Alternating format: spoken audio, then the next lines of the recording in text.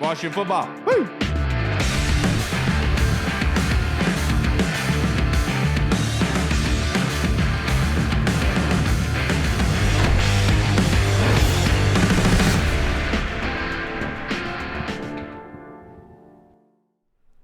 Hello, everybody, and welcome to the Burgundy Zone. I am your host, Kyle.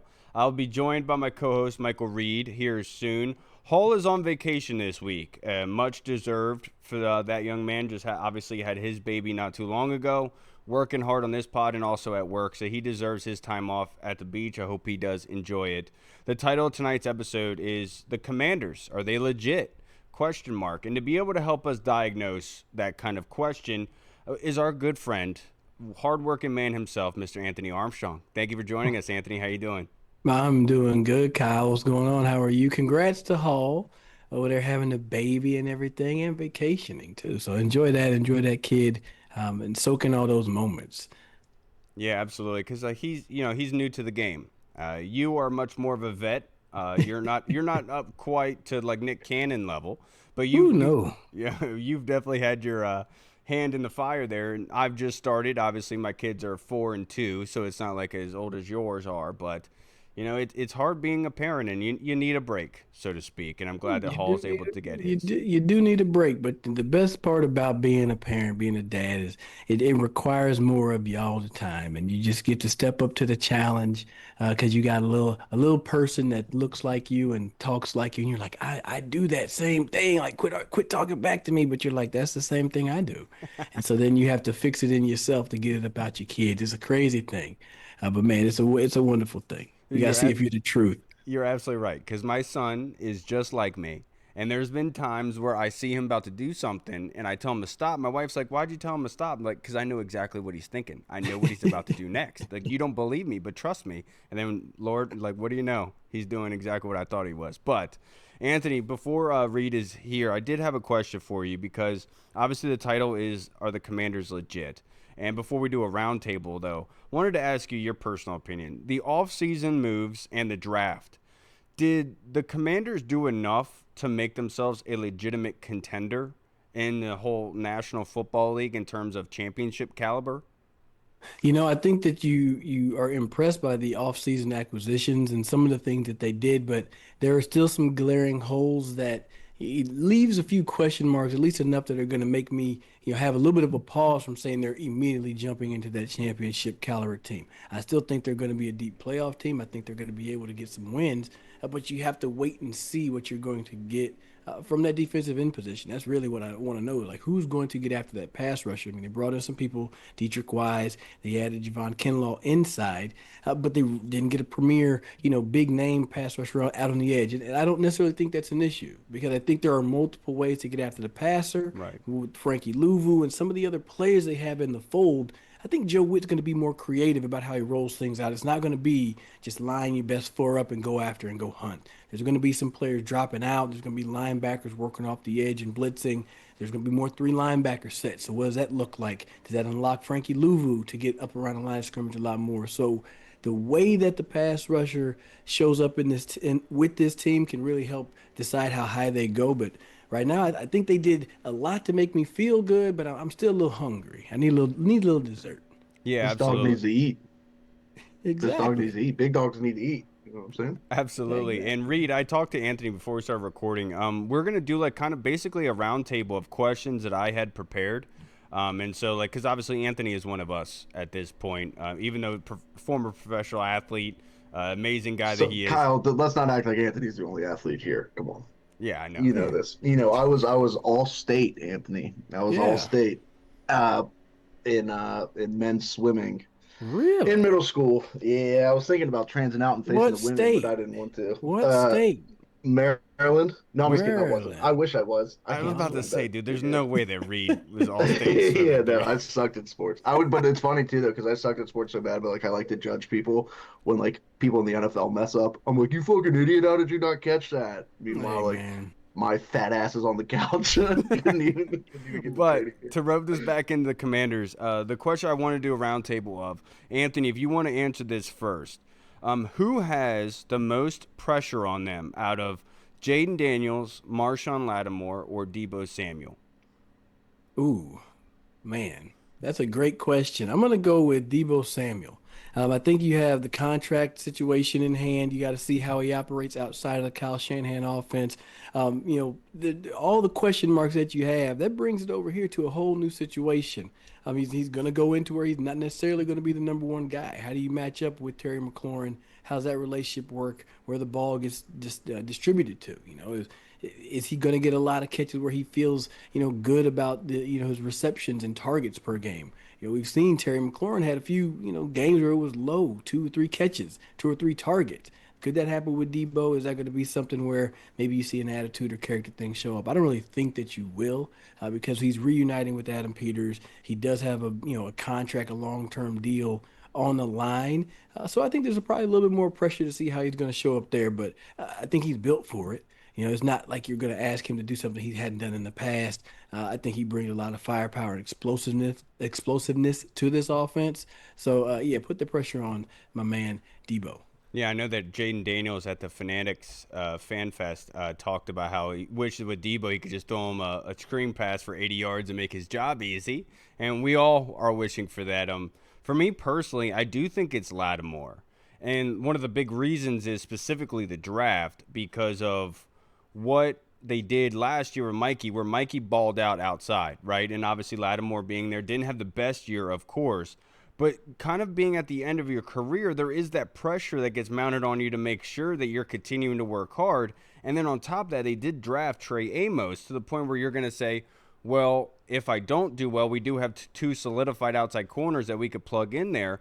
And I think that at this point in his career, I think Lattimore would most likely have the most pressure on him. And obviously, everyone's going to – there's a case to be made for Jaden Daniels and Debo, obviously being in a contract year. But I think with Marshawn Lattimore just being on, like, Anthony, you could speak on this more so than anything, just being a professional athlete and the kind of expectations you have for yourself, I would imagine that Marshawn is very invested and motivated to be able to do better than he did last year and to make a point to say, this is why Adam Peters traded for me. Oh yeah, Yeah. that's for sure. That's for sure. Lattimore is one that you got to really consider. But I don't think adding in Trey Amos was, kind of a slide Okay. or a diss to Lattimore. I mean, look at the division.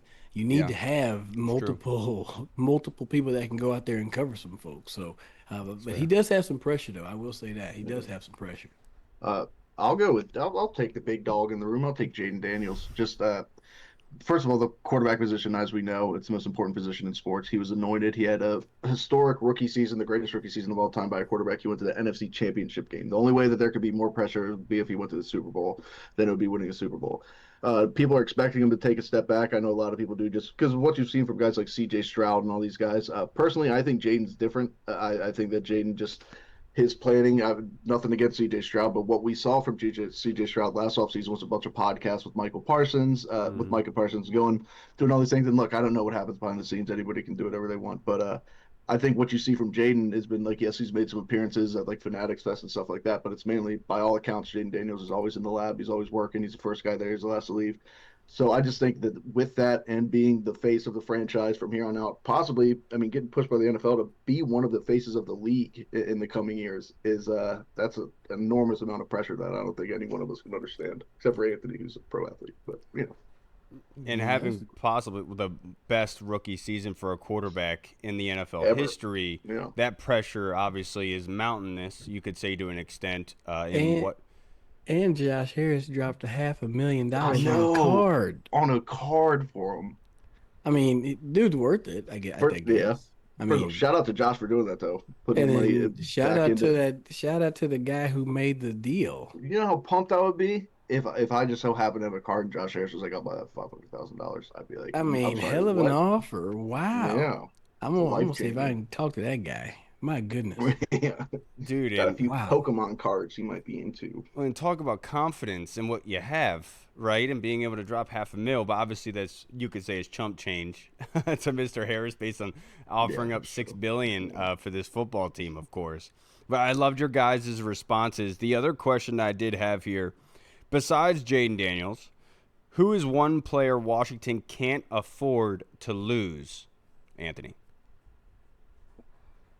Terry McLaurin. Hmm. Terry McLaurin. If you can see my sign back behind me here, it says sign Terry. Hey, it's on display. You cannot let this be an issue. Okay. And I would like to think that it's not going to get into training camp and you're going to have a holdout situation where 17 isn't in the building. But there's one side of it where you got to kind of consider like maybe he does have to sit out a little bit to show that, hey, I'm serious. I need to be paid like I deserve to be paid. But I mean, from all the great things that have been happening for the team and from off the field and on the field, if you let Terry McLaurin, the contract situation become a big deal, that is a big fumble. That is a major L. That is not big brain activity. So that's the guy for me. You can't let that be an issue because you know how that can throw off chemistry and then there's a little back and forth, a little tit for tat. And frankly, DC media, they can be a little catty. They can kind of poke the bear a little bit to try to stir things up. Hopefully, that's not what they try to do with this. But Terry McLaurin is my answer. Oh, that's a great one. And speaking of the media and local media, of course, and how they kind of respond to things, I think the one player that, for me personally, is Laramie Tunsil. Not only because they traded for him, obviously bringing him in here to be the blindside protector of Jaden Daniels, but he also was a domino effect for the rest of the offensive line, being able to push Brandon Coleman inside, waiting for Cosme to come back, being able to draft Josh Connolly to play that right side. If they were to lose if they were to lose Tunsil, that would have to make sure that they were rotating again, having to move guys out of there. And you want to be able to fortify, because with Tunsil, that offensive line is an absolute weapon based on what they do have, regardless of on paper or not. You know that they're going to have a different mindset this coming season than they did the beginning of last season. And so I think that it says a lot about what they have. And if Tunzel is that one glue piece for the rest of the offensive line, if they were to lose him, it could really shake things up, so to speak. What about you, Reed? Yeah. I'm going to go with on the defensive side of the ball, and I'm just going to go from a strictly leadership. That's got to be Bobby Wagner. Yeah. I mean, just you look, you could say that maybe he's lost a step playing. I don't think he's still playing fantastic. I think. I mean, you look at the PFF grades and everything that he does. He's still the guy still shows up. He's a hell of a player. But and you could say Jordan McGee's younger. Maybe he could come in there. We have Frankie Louvu, but nobody from a leadership standpoint and from a just knowing. There's no linebacker in the NFL better than Bobby Wagner. There's no middle linebacker better than him. He's a defensive coordinator on the field. It's what we saw with London Fletcher. It's where he's getting guys. He knows what plays coming. He's getting guys in the right position. And this defense, based off of how they finished last year, they can't afford to lose somebody like Bobby Wagner. If they lost to Bobby Wagner, that would not be good for this defense. So hopefully he stays healthy. I absolutely I agree. like that one. Yeah, you guys had really good responses for that. Yeah, I was about to say, Kyle, you didn't though. I know. No, I was Nah, actually. I like Tunsil though. I like was gonna- Tunsil. Dude, if we lose Tunsil, the left tackle. I was gonna make a point to say like Bobby Wagner. I think is obviously another one, but I didn't want to take anything away from you.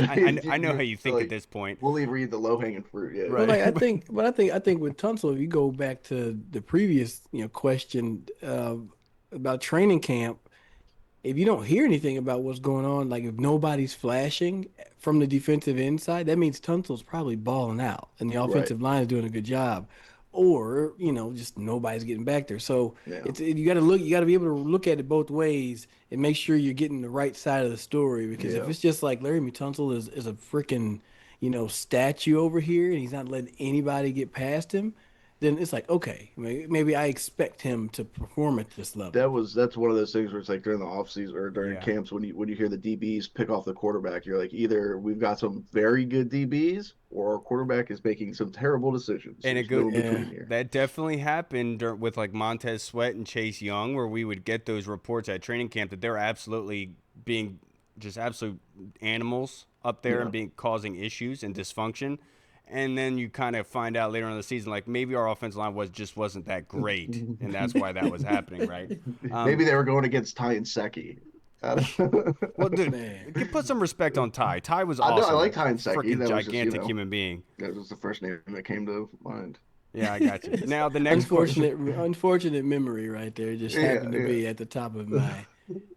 All right, now the next question I have for you guys in the round table. Reed, if you want to start this off, unsung hero predictions, but has to be a non-starter.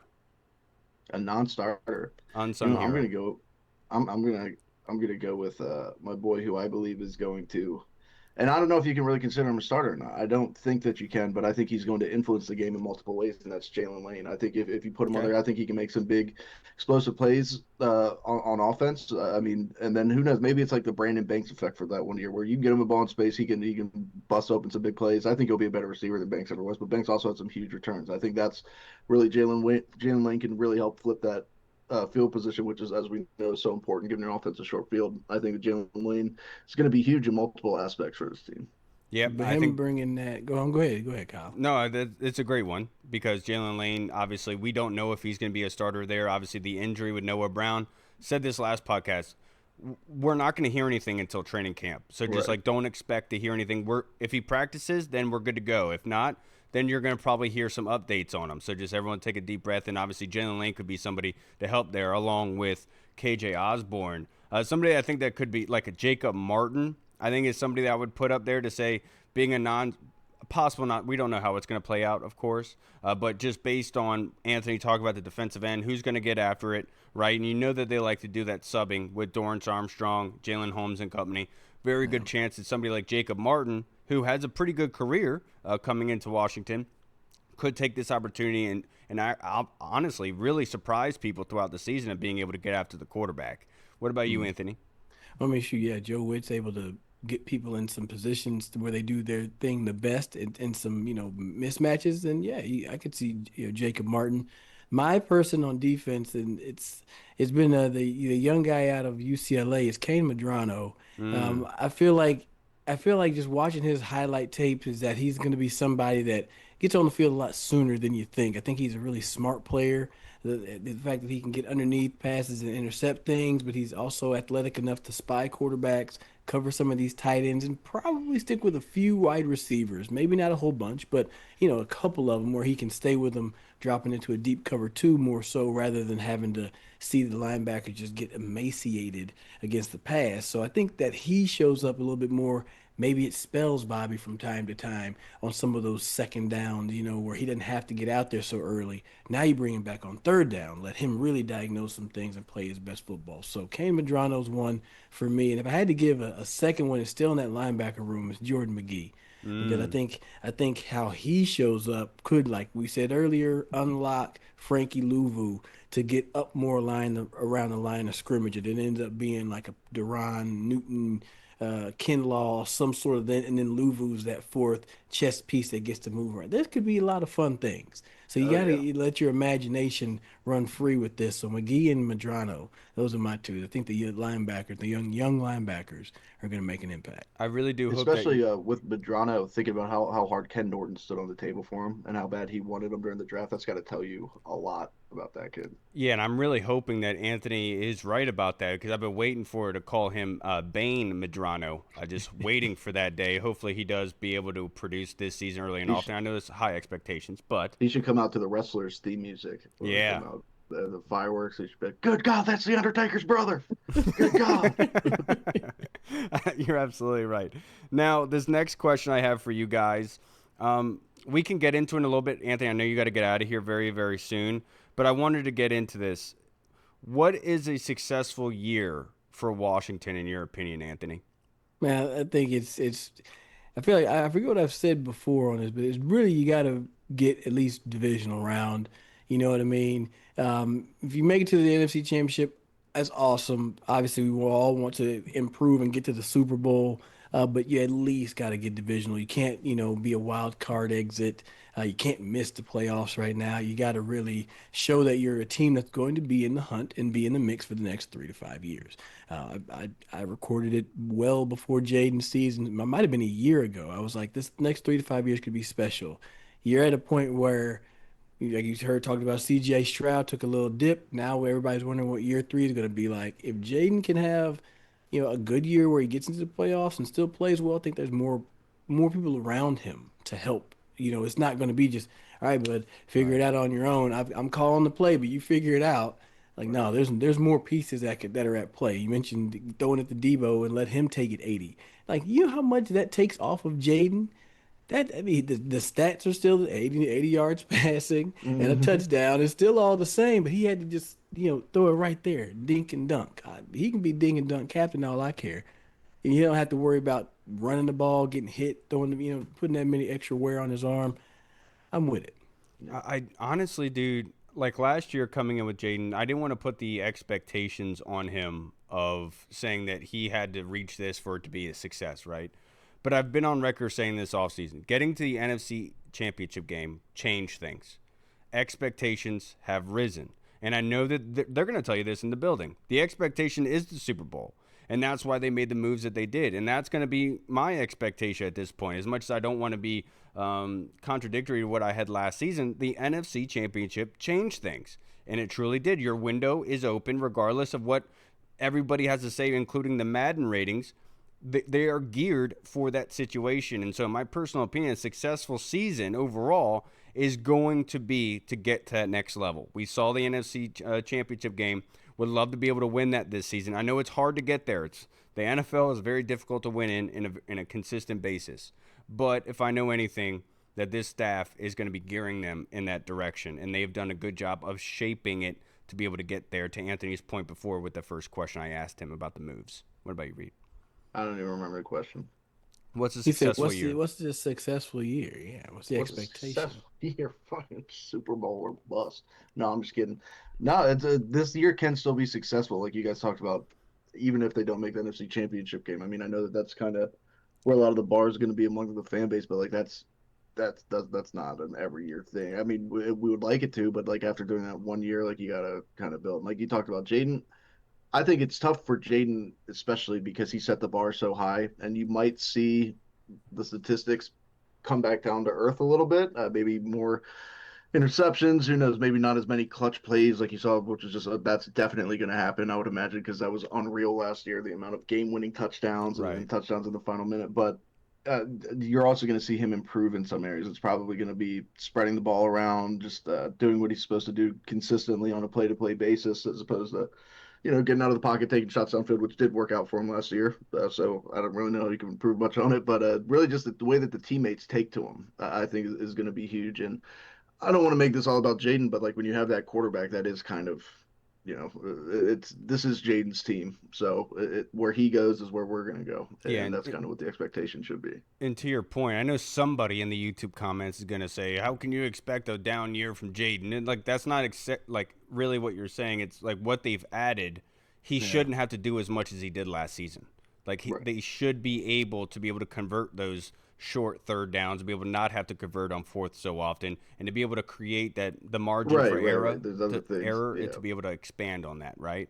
Yeah, and hopefully he doesn't have as many, I don't know, game-winning touchdowns and stuff because we're winning, not in the final. We're winning through, by more Yeah. than, we're not down in the final minute. And that would Yeah, they won so many games, like 7 or 8 games in a Dude, variety of ways at the it end, was and you're insane. like that's not common. And You can't, you yeah, got to give kudos to Dan Quinn and the way he prepared the team, and like I go all the way back to how he started last training camp, starting with red zone. Like that's big. It's very subtle, yeah, right? It keeps your people off their sprinting on day one, yep. when they haven't may have not been doing it for the last couple of weeks heading into training camp. And then two, you get that many more reps, that many more weeks working red zone. So you right, see how many games they won. You talk about the game-winning touchdown passes. Let's go all the way back to last August. right. You know what I mean? That's when those moments showed up. So I think you still see a lot of those clutch plays. I think you Yeah, for do. sure. Um, you know, just maybe not so many heroics, Maybe but not probably in the dramatic Hail Mary yeah, touchdown wins. Yeah, yeah. I think it's a more consistent type of a and thing like that. Here Right. they go the again. This is their game right. plan. And the other thing is it was like every week, especially early on in the season. Remember how many games did we go without punting the ball? It was Yeah. like an insane amount that didn't nobody had done. Like But it was like Tom Brady, Peyton Manning, Patrick Mahomes have only done this I combined think you twice. still It's get like that though. I they think you can for still can sure, but get that. can they even if they just go a game less or whatever, however many drives? It's like that's still Yeah. very good and unprecedented. But compared to last year, people are going to be like, see, they took a little step back there. And it's like, shut Man. up. Like, it was They're gonna unrealistic. get more. I think you get more drives where it's like 2 or 3 plays, three, four Right. plays, because you will get somebody to be up close and then Right. up over the I top. hope But so. I hope. I sounds hope it's like I just need to get nothing but rocking. deep bombs for touchdowns every play. It Anthony, could be. do you have time for one more? One last one I got to get I rocking. got you. I got you. The Madden ratings came out, and I'm sorry that we have to. I brought this up that we I got to haven't talk even about. seen them. What are they? It's the middle Dog, of they have it's the Commanders as the third worst team. roster. They rated them 78th overall, and I'm sorry that I have to ask you guys about that. But Anthony, do you put any stock into Madden ratings? That's one of them ones where you kind of look at it and you're just like, all right, that Cam Newton meme when he's on the Yeah, yeah, sideline. yeah, yeah, Like, all yeah, right. yeah. I mean, I know my man down there, Madden, my man Clint. He's been, in the league, and I mean, if you want to be real, like, okay, well, sure, but you also feel a little discounted, you feel a little slight. So Yeah, the good thing about it is that those ratings can go up and the team rating can yeah, improve. So right.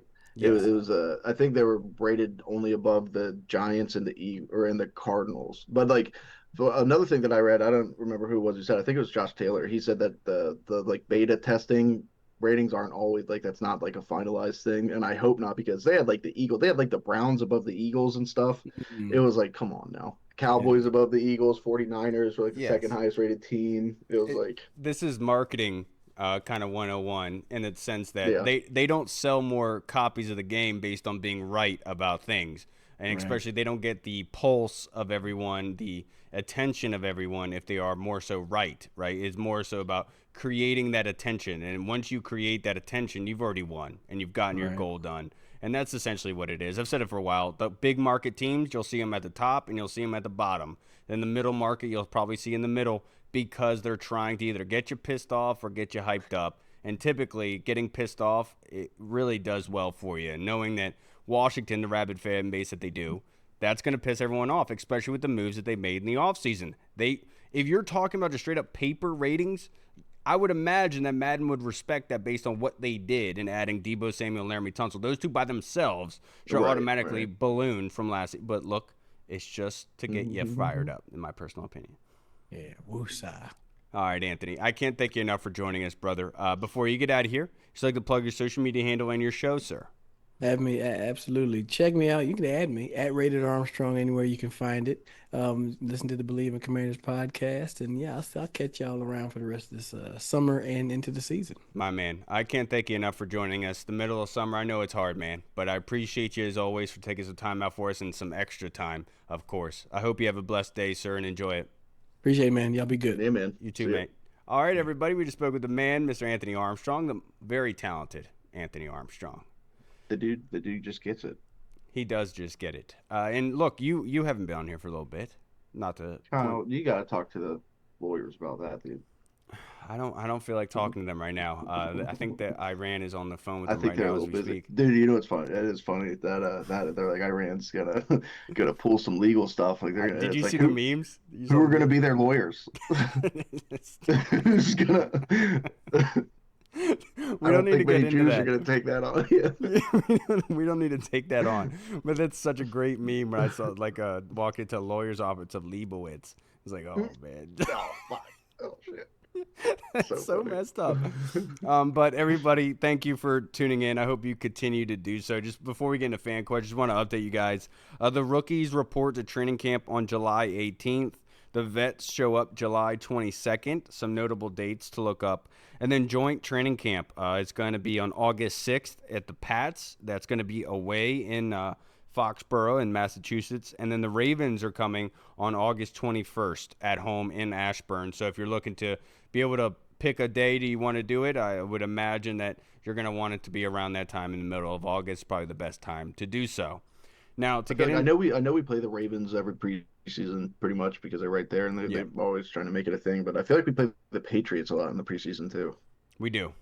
And Yeah. I know going back, like, and it's obviously something like it's crazy because when we drafted Robert Griffin III, they had us playing Andrew Luck that preseason. And I Yeah, I remember remember that was that like the was kind first of or second something to preseason game. sell Yeah. tickets to bring people in. Obviously, they didn't play, Mm-hmm. of course, Yeah. but it definitely is one of those things where Drake May versus Jaden Daniels, and Yeah, yeah, obviously yeah. is important. This first question was submitted last Sunday, actually, after we recorded from my guy James Bonato. His question is read, I have an inkling to what the Harris and Quinn's culture is that they have been bringing in for the last few years.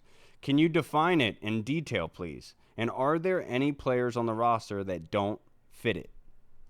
Ooh, the culture. I think the culture is an overall team culture where they want guys here that want to play football. What was it, doing hard shit with good people or something? Was that Yes. what Dan Squid thing was? I think that kind of summarizes the culture pretty well. They want people that they can trust, that they know love the game of football, and that want a chance to go out there and play. And I think that's the best kind of culture to have. You let players go out there and play, and having the right coaching staffs in place. I know that all these guys are considered players coaches. It's not like there's guys out there that the players don't seem to like. I think that's huge, and I think that was a big thing for Josh Harris him and Adam Peters when they brought in Dan Quinn. I think it started with Josh Harris bringing in Adam Peters and Adam Peters being like, this is the kind of guy that we want, and bringing that in there. And look, even when you saw Adam Peters at I think it was a Senior Bowl last year, before, like, right when we hired Dan Quinn, there's people coming up to him like, DQ, you got DQ? He was like, yeah, dude, yeah. So like that just goes to show you like what NFL people and football people thought of Dan Quinn, not like us fans. But does anybody not fit it? That's tough. I don't right now. I don't really see many people. I mean, I don't even want to say it. I don't even want to say who it could be, because that's just going to start a whole bunch of stuff, and we don't know the guy at all. We don't know Can you just say anything it? about him. I mean, just based off of reports, and look, I'm not saying I don't know him. Laramie Tunsil, possibly, but I don't think they would have brought him in if they thought that it was a real issue. That's what I'm saying. I mean, you're just going off of reports based off of when he was drafted, and then in Houston, the media was saying stuff about him, but you don't really see that. I mean, I think that the dude looks in better shape than he's ever been. I think he looked like that video that he posted when that whole Lionel, that dumb thing was going on. Laramie looked insane. Like he was in insane shape. So the dude's obviously been working. He knows what he's doing. So I think that that's kind of an unfair assessment. But that would be the only guy that I could really see.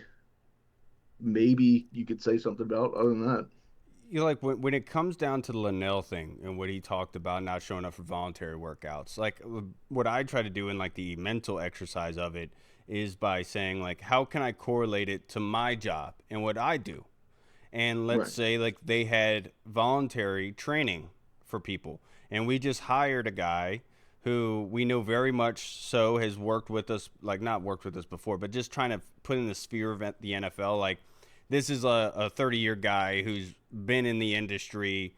You know what you're getting. Do you necessarily need him to come in for that training in order to help, like to do exactly what you're? No, you don't really. You want him there to show that everyone is invested to get better, but in reality, you have that confidence with the guy, and that's right. base. I knew it back then, but it's basically just to solidify that the atmosphere, the environment is that everyone's on board. And just because you don't show up for voluntary workouts doesn't mean you're not on board to winning or winning culture.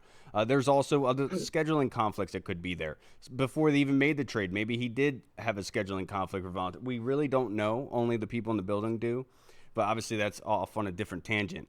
I think I think Josh Harris's culture is a very similar to what Dan Quinn's is. But I'm going to separate a little bit because Josh Harris, the one quote that sticks out to me is in regards to the locker room and the facilities when Washington was rated with an E. And Josh Harris said, I'm not an E guy, right? And I think Josh Harris does live by that in terms of the organization and making sure that this is not an East organization in any sort of capacity, circumstance. They are going to be above and beyond. And obviously, Dan Quinn and company kind of solidified that for Josh Harris by making it to the NFC Championship game last season on the football side, right? Dan Quinn's mindset, because like I'm going to be coaching middle school linebackers this upcoming football season. First time I'm actually Oh, coaching that's your team with favorite. pads. That's I'm sick. really Yeah, excited for it. But like yeah, hell yeah. I've had to ask myself this question because like I want to be able to help these young men be responsible and Right, obviously right. help them on the football field, but it's about them as people, right? And that's one thing that Dan Quinn has really put his flag down to say that, you do hard shit with good people, but you're going to do it the right way. And I think that Dan Quinn's mindset is thirsty dogs run faster. And I think it is much more so that motivation to get better every single day, working on something and putting guys in the right position to figure them out. And I think, does anybody not fit that? I I would I will say Lattimore. And the only reason why I say Lattimore is they were reports in that Tampa Bay game, in the playoff game, that Lattimore wanted to do his own thing, that he wanted to run the defense the certain way that he was used to. And then in the second half is when he adjusted to what the team wanted to do, right? And I think the culture that Dan Quinn has been pointing is that you're here for the team and you're going to do what's best for your teammates in order for the team to win. And I think that if there's anybody that doesn't fit it, just based if the reporting is true on that playoff game, it would fit in with Lattimore. And not showing up for voluntary, of course, and it goes in the same realm as Tunsil, just a little bit differently with Lattimore based on how last year ended. But if I'm going to say anybody, I would say that. That's all. That's it. Yeah. Oh, for sure. I would agree with that. I forgot about that, and that's probably a big one. But even then, it's like the type of player that he is. He's known for being a dog. He's known for like working his ass off. So like even he still, you can see why he would still fit. And that's the same thing, honestly. With I know he's on with John. It's hard Same to say with like John who Allen. doesn't fit it because like you obviously know if they didn't fit, they'd be out of They here. wouldn't be here. Though Like that was the same thing with Jahan John Dotson. Allen. He was gone immediately. Oh yeah, he was too soft. But that was similar with John Allen. I know that he was a leader, like all this, but like there's reports of him like getting on the bus early and kind of pouting after the first loss, and like it was like, Right. and that's kind of plagued him his entire time here. It was like yes, he's like a rah guy, but guys didn't necessarily rally around him like you would think that they would around like a Ray Lewis or somebody else that was like that because it seemed like he just didn't care as much. Like he cared too much maybe and took it hard. I don't know what it was, but whatever it was didn't really mesh well here. It seems like. Yeah, and obviously Dan Quinn has referenced had the word usage of dog ass competitor, right? Or a BMF, bad mofo, and obviously he has talked about Lattimore being that guy, and I totally agree with it. I do think that because if you just look at Lattimore's career and the attitude that he brings as a corner, you can't say that he's not a BMF, that he's not a dog-ass competitor. He definitely is. But, like, that's why I appreciate you for asking this question, James, because it puts me in an uncomfortable situation of having to be somewhat negative. I don't like it. But you kind of have to answer the question to say who could fit into that. And that's why it's hard for me to rack my brain on who. But if you're going to fit anybody into it, I guess you could go with Lattimore. I'm not picking on Lattimore or anything like that, just based on the reporting that has been provided. And I do want to put the caveat in there. We don't know if it's true 100% or not. Would love to be able to find out those details, but we probably won't. Now, the next question was provided, thank you, James, by the Colonel. This is a good one. Which team has the biggest grudge match against us, Reed? The Chicago Bears, whose collective soul was torn from their tormented bodies with Noah Brown's Hail Mary catch and sent them spiraling into a foul, nasty place, or the Detroit Lions, who were left jaws agape, looking out the ear holes of their helmets with their crushing loss in the NFC Championship game? Word usage was on point there. I know that the word gape really got you. You're like, hell yeah. I didn't even notice it. Yeah, right. I saw your eyes light up. That's a tough one because if you talk to the fans, you would have instantly just be like the Bears for sure because their fans are obsessed with Jaden Daniels. They're obsessed with that, Right. But I mean, obviously the Lions scare you more as a team. The Lions have a legitimate reason to be like I mean, they got embarrassed on the national stage from us. I think that the Lions are they were the top dog in the NFC. They want to continue to prove that they lost to us. That they lost to a rookie quarterback in their house. They were down for so long and they come back, and they've been fantastic for the last few years. I think you got to go with the Lions. Lions have a legitimate reason. Their fans have been kind of quiet since then too, which is also kind of concerning. It's one of those things where it's like, why doesn't this make you a little bit more mad? They're like, well, we didn't have Aiden Hutchinson. Like, it is what it is. Good job, and that sucks. But I'll go with the Lions on that one. It's hard because, like, to your point, like, you're asking which team has the biggest grudge against us. And you brought up great points. The Bears, obviously, the way that they ended, because they love celebrating. Obviously, we saw from Tyreek Stevenson in his celebration before that Hail Mary even went. They really wanted that game. And it was ripped away from them, thanks to the Lord and Jaden Daniels' beautiful arm and Noah Brown's hands. And we were very happy and fortunate for that. Of course, they're going to be a team that wants it. Detroit being embarrassed on the championship scale to the point where Allen Robinson is now, again, highlighted the fact that they were injured. And if they weren't injured, they would have won that game, which is perfectly fine. But we have to go back to what was said before that game. It was that Washington had no chance. Yeah, right. Detroit's going to run them over. Okay, I get it, but you still have to play the game, and then the excuses follow. But honestly, I do think it's going to be the Cowboys because in a kind of macro sense, obviously everyone and their mother on the national scale is going to put the Eagles up there. And they were injured last season, being the Dallas Cowboys. Jerry does not like being third or fourth place in the thought process of everyone's mind on a national scale. I think they are very much interested in being able to take us down a peg or two. And I think that that's somebody who has a massive grudge against us, not only because we took Dan Quinn away from him. I would imagine that if Dan Quinn was still on that staff, he'd probably be the head coach right now for Dallas if it wasn't for Josh Harris ripping him away from him. So I think that there is a big, massive grudge match there, and just in the sense of we're biting at the bit to be able to come at you and be able to take you down. And so if I'm going to put anybody, I would put Dallas just based on that kind of rivalry. And that's something that the NFL needs, honestly, is for Washington and Dallas to hate each other.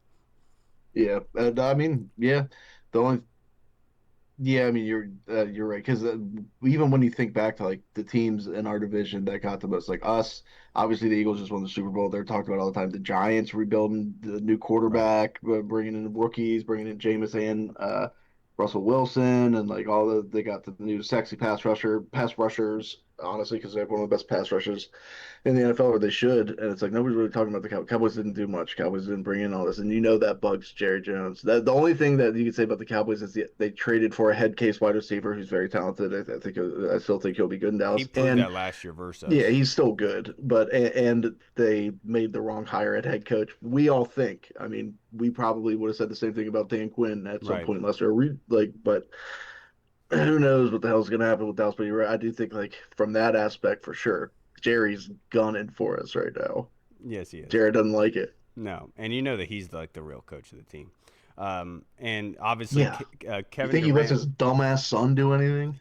Kevin Durant spoke at the Fan Fanatics Fest today, and About he was Micah. with Micah and talking to Kay Adams, saying that he expects Micah to be on Washington in 2 years. And and Minka said, "I only rock with Dan Quinn." And Kevin Durant said, He was like, "That's all you got to rock with." That's all you need to do. Yeah, it's true though. It's true. And I know that's something we've all hypothetically talked about. That would be crazy to see. But the next question from the Colonel read, I know it's difficult to judge because of the limited sample size, but is Marcus Mariota a legitimate starting quarterback on any of the current 32 NFL teams? Limited sample size because he played very little last season. And if so, wouldn't it be worth trading him for Trey Hendrickson, if the pass rusher fans are clamoring for so loudly in such a need? No, I mean, well, they got another quarterback over there in Cincinnati that isn't going anywhere. Another LSU Tiger in Joey B. Yeah. But no, I mean, I don't. I think he's in the perfect situation for him as a player. I think being a backup, being a veteran, having his skill set, I think he's in the perfect situation. I don't think he's necessarily. He's kind of proven this over the years. Like he's not really better than anybody necessarily. I would have to take a look at the starting quarterbacks, but like even the bottom half guys, I don't think he'd really start much over many of them, if any. But yeah, so I don't think so. But I mean, you're right. If you do have a hot shot backup quarterback, and you can trade him for somebody, I would imagine that you would do it. But I don't think that's the case right now. Yeah, like the Giants, for example, is a team that you could probably circle, but they already have enough quarterbacks there. And two veteran quarterbacks and a rookie right now. And with Marcus, like you talked about it, he obviously is in a very good situation. He would love to be able to prove himself again and just put it in a social aspect for yourself. Like, imagine that you're having to be the guy to help somebody get to that point in an unselfish way for yourself. And I can kind of relate to that as a podcaster in the sense of like helping people get to where they are, right? And not knowing necessarily if there's going to be opportunities for you to be able to expand, but at the end of the day, you kind of are accepting of the fact to say, all right, if that's my job, then that's my job to help people to be able to really reach their potential. And I think that that's Marcus Mariota's kind of superpower is in helping other people who are in a similar situation to what he was in. And do I think that there's teams out there like Seattle is probably one with Sam Howell out there and Sam Darnold, the power of the Sams. The Rams are another one. Darnold played really good last year, though. I doubt that they You're absolutely right, but that's and Sam Howell's in Minnesota now. Is he? Yeah. Am I tripping? Why did I No, yeah, Sam Howell got traded to Minnesota. I'm tripping. I completely forgot. No, about but that. I mean, but that's kind of, I mean, the Jalen Milroe's their big backup right now, so I Oh, don't even yes, know you're if he would right. go In there Seattle. because You're I think absolutely they right. would want Milroe. You're, Yeah, you're absolutely right. I completely forgot about Sam Howell leaving. So yeah. I think that's one that you could kind of point to. Obviously, Pittsburgh is another one where you're like, would The he be? Saints, Would he be? Yeah, the Saints. Obviously, I think the Saints are one that but you would can. he start for them? Who's their starter right now? Yeah, Radler, what's his face? yeah, Rattler and Loesch, Hausch. Oh yeah, the dude that they just drafted. They drafted somebody too. Yeah, Yeah, and so I think that the Shug Saints are or probably the whatever. only one you could really point to. Carolina is another one, but I'm not sure I if think they're Bryce. The way Bryce Young played the second half of last year, after he got benched, I think they're kind of riding with that. So and, that's the thing. Like, and Dalton wasn't horrible. He was bad, right? but he wasn't Yeah, horrible, right? But I think that Marcus Mariota proving last season with Cliff Kingsbury, it's just a good relationship between the two. And I would imagine that Marcus Mariota is reluctant to kind of push the needle in that regard. yeah. I'm sure he's having fun and having a blast with everybody, and he just wants to stick with what he's doing. That being said, our next question, this one was submitted by Arch, and when he sent this in on the Discord, I just laughed, knowing that you'd be on this episode. Hell yeah. What's your favorite thing about podcasting? Uh, what's my favorite thing about it? This is the censorship. I like not being able to say whatever I want. Yeah, like there's such a Hmm. censorship on you. No, Uh, I don't know. Just talking with the bros, talking about the Commanders, talking football. I mean, I always make the joke of McCall, there's nothing going on. There's nothing going on right now. But it's like there's with the Commanders of football in general, like there's always something to talk about. There's always stuff going on. So it's like there's really nothing to really complain about. no, there I don't isn't. know. The, what do they say? What's your favorite thing? Yeah. Favorite thing is doing an entire podcast on Zoom and just staring at myself the whole time. I I don't think I've looked at Kyle once. I just realized that you're tan. I just look at myself. Dude, like a week or so ago, I mowed the lawn with like a wife beater on, and so Cool. I had sunburn, and like the wife beater was obviously you could tell that Yeah, hell yeah. I wasn't tan there. So we went to Yeah. beach on Thursday, and I got sunburned like crazy on my body. No sunburn on my arms, on my shoulders, but it was Yeah. like my perfect sunburn. You could see was the You had wife a beater sunburned part that wife wasn't beater on. burnt Yeah, before. yeah, Yeah, yeah. It looked like you had a pink wife beater on. yeah. So sick. It's it Yeah. is so funny, dude. Dude, I get, because as you can tell, I'm so pasty and white. I get fucking, dude, I went to Preakness one year and got so drunk I passed out against a Bud Light truck and woke up and half of my face was in the shade and the other half wasn't. So half of my face got sun poisoning, not sunburn, where I had giant blisters all over it, like the pus-filled blisters, not just like, oh, your sunburn's about to peel, like blisters. I, I had to like call out of work and stuff. I was so embarrassed for like a week.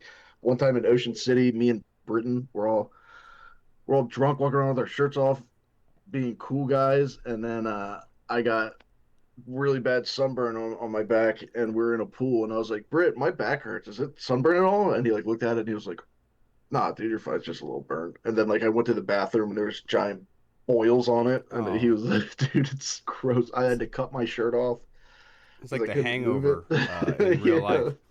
But dude. to Oh, answer your question, Arch, honestly, the favorite thing I have about podcasting is just the relationships, like the community that we have in the Discord, like the Colonel being so yeah. invested into us, That's tight. like it's Yeah, been really cool to go to training camp with like Tony Shivers to have Tim yeah. Towner come up, and I hope Tim feels better. Obviously, he now has three really hurt ribs on the back on his back, and he's in pain right now. Tim, Praying for what you, did you Tim. do? I think he was taken down a tree and slipped That's not or what something. happened. That's not what happened. Me and Tim had a bet, and Tim lost, and I got to uppercut Tim in the Uh, ribs. Rule number Yeah. one: you don't talk about Fight Club. All right.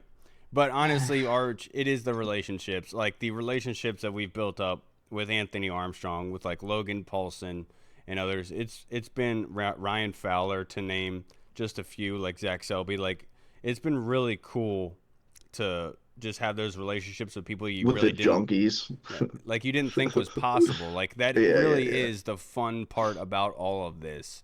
It's just being able to talk to those people. And as much as you want to No. be able to put that as others would like to be able to put that as a notch on their belt, right? It's not really an indictment of what you're doing. It's more so that they take time out of their day to be able to come talk to you.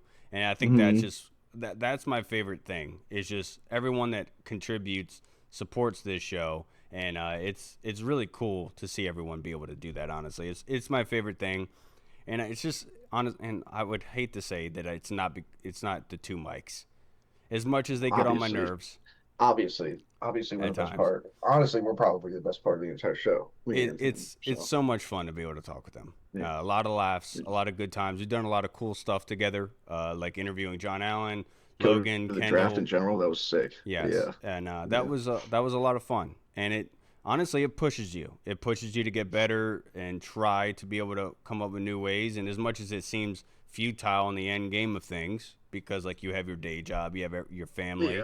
and everything, but it is fun to want to get better. And it's not just wanting to get better in a personal sense, it's also wanting to get better for the community that helps you and supports you. And so Yeah.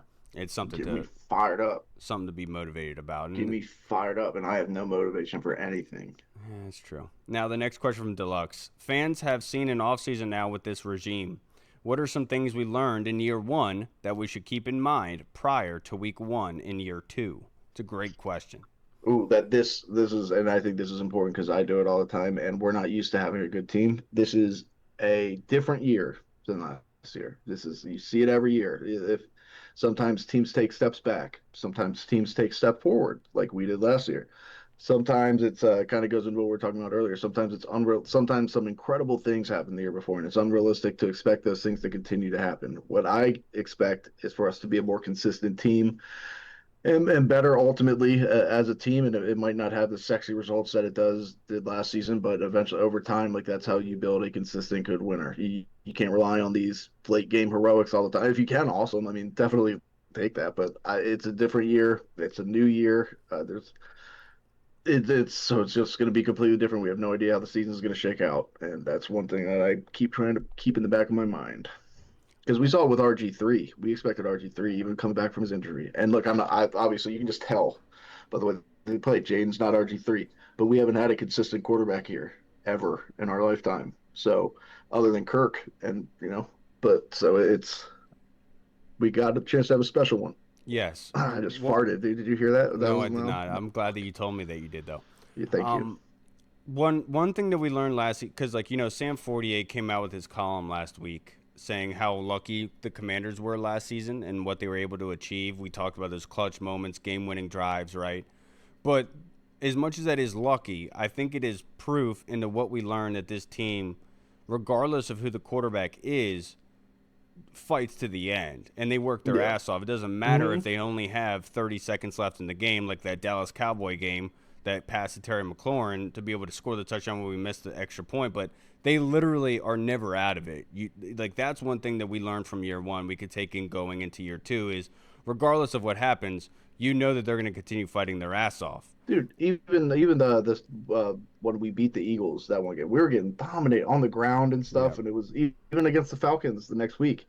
It was like they were just not. They just it was like we couldn't stop them. But I remember just being like, this team's a little different. We're gonna be in this game till the end, and sure enough, they were both games. But you're right. Yeah. Yeah, like that's one thing we could definitely take away is that they're going to fight their ass off, even without Jaden Daniels, Marcus Mariota coming in that Dallas game, throwing that touchdown pass to Terry McLaurin in the end zone. Dude. It's not just the quarterback in Jaden Daniels that helps you in those clutch moments. It's the actual identity of the team, and I think a lot of that has to do with Dan Quinn and company. And we talked about what they were practicing in training camp last season and red zone and clutch moments and 2 minute drill and everything like that. I hope you bask in it. And My beef is strong right now. yeah, your beef is I'm wrong. I'm Uh, just beefing over here. yeah, you are. All right, now the next question. This one is from Tim Towner Reed. To wrap this up, only like one or two more. Yeah. With me struggling with a broken rib, it makes me want to ask, what is the most painful injury you've ever had? Painful injury. Probably when I was a kid, I cracked my kneecap. That one sucked. I felt, and my parents thought I was faking until I went to football practice and couldn't get down into a 3-point stance because my leg wouldn't bend. They're like, all right, maybe we should. But the worst one was recently. It was I was playing basketball. This is probably like 10 years ago, and I went to go. The ball was going out of bounds. I dove for it. I was playing with Marley and a few people, and I dove, and I fell on my foot weird, and it sounded like a twig snapped. And Marley was just like, "Ew." ew, and I was like, oh, my foot, and I snapped one of the tarsals or whatever in my foot, and Oh no. I was just like, I gotta go, and I ran to the car, drove home, and I was like, Mom, I gotta go to the hospital, my foot, and I was on crutches for a while. um, After that sucked. I have two. Like the first one being when I was a kid, I was playing football for the Cougars. Obviously, everyone that grew up in Damascus most likely played Cougars Yeah. in going through middle school and obviously elementary school. And I had played backyard football, and I was playing barefoot like an idiot. And I had run my foot into the heel. I was chasing somebody with the ball, and my foot had ran into his heel, and it cracked one of my toes, and it fractured it slightly. And so I like limped home. I told my dad about it. He was like, "You're fine. There's nothing wrong. It's probably just a strain." I was like, Such a "A classic sprain?" dad thing to say. Exactly. You're And I was like, fine. "No, Dad, like Yeah. legit. I think there's something wrong." And it was hard for me to walk. We go to the hospital the next day, and obviously I had a fractured toe, so I got the Yeah. one up on that one. But Yep. honestly, the biggest, most painful one is definitely has been my back. Playing football, bent over for a low ball in practice warm And ups. what else do you do? Yeah, yeah, Yeah, yeah. and it sent just hurt up through my spine. I played in both games that night. Drove home. It wasn't until I couldn't even get out of the car. Like I was leaning up against the car to get out. It Yeah. was horrible. And that sort of pain had come back this year in February or March. And I had to take like a week off of work because literally it was excruciating. I had to go to the ER Back because of stuff's it. the worst, dude. Well, Hmm. I noticed that my leg seemed swollen to an extent, and like I couldn't walk. Yeah. And just sitting on the couch, like Catherine kept saying, like she was like, "You need to calm down," because I was sitting like, ah, like it was like just Yeah. one of those throbbing, like Was it your pain. nerves? Was I it a think nerve? so. I've That's gotten a lot better at this point. I've been doing yeah. I the electrical patches that sent the Yep. pulses that I, really helps. I had a back injury in high school. I think freshman year playing lacrosse. I fractured a vertebrae and had like a bulging disc that like went to a nerve. And it was my left side, my left thigh was just tingling, would go numb. I could barely walk. It hurt like shit. And they said that it was because the right side of my vertebrae or Mm. so, something about it. But I had to get the electroshock therapy where they put those patches onto the shit. It felt so tight. It was so tingly. Yeah, but like for me, So I like don't know how you did that without just mine's like like not going reoccurring anywhere. Ugh. ever since that flag football injury. It's You been definitely did something to it. Yeah, you should probably yeah. get that checked out, Kyle. Well, my wife said that she was like, "Well, why don't we like look into getting you surgery or whatever?" And I was like, "Yeah, but what they're gonna do is they're gonna offer me painkillers, and I don't want that. I don't want Yeah. to take that at all. And of course, I want to get better, of course, but I'm not going to take them, and so I'm gonna have to bite No. the bullet and just Yeah. do it raw dog, so to speak. But that's gonna wrap us up for this Yeah, episode. I'm about to poop my All pants right. for real. Go to the bathroom. All right, everybody. Thank you so much for tuning in. If you want to answer any of the questions that we had provided, we'd love to be able to hear from you, of course. If you made it this far, you're a freaking champion. Appreciate all you who support us. Tim Towner, Arch, Colonel, James. Thank you to Anthony for joining us. We appreciate you guys. We love you guys. I hope you have a wonderful week. Be safe. And if you want to answer or ask questions, just look us up on Instagram, Twitter, and at the Burgundy Zone. We'll take your calls and your answers and your questions. Whatever it is, we'd love to hear from you. All right, everybody. We'll see you next week. Washington football. Woo! What's up, everyone? This is Kyle from the Burgundy Zone. We are releasing our own merch to support the show. If you want to rock the Burgundy Zone logo or you want to see Reed's face on your shirt, we got it. We're starting with t-shirts, hoodies, and zip-up. So if you're a fan of the show, make sure you snag one before they are gone. Check out the link in our bio on Instagram, or you can find the link in the description of the video. Thanks again for all your support. Until next time.